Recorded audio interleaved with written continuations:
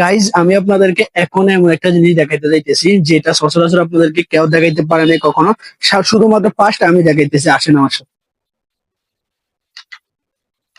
দেখেন, এটা হচ্ছে গ্রাম অঞ্চলের ঐতিহ্য। যারা পুরানো, যারা 90 সনের আগে আছে, তারা এটা চিনবো। এটাকে আমরা ডেকি বলি গ্রাম অঞ্চলে।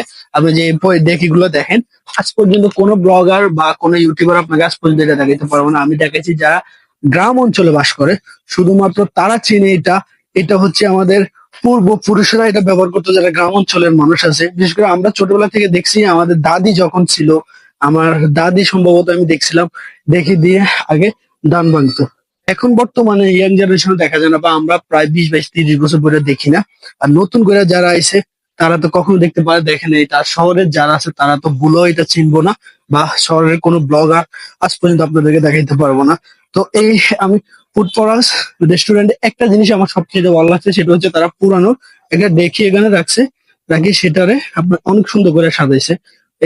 এই যে দেখেন কত সুন্দর। তো যারা আজ পর্যন্ত এটা এখনো দেখেন নাই, তারা অবশ্যই কমেন্টে জানান, আর যারা দেখছেন তারা অবশ্যই জানান। আর এমন ভিডিও আরো দেখতে চাইলে আমাদের পেজটি ফলো করেন, আর অবশ্যই লাইক কমেন্ট শেয়ার করেন। আর এমন জায়গা যদি আমি আশা করি অনেকদিন যাবেন আজ পর্যন্ত এটা দেখেন নাই, যারা দেখেন নাই অবশ্যই কমেন্টে জানান।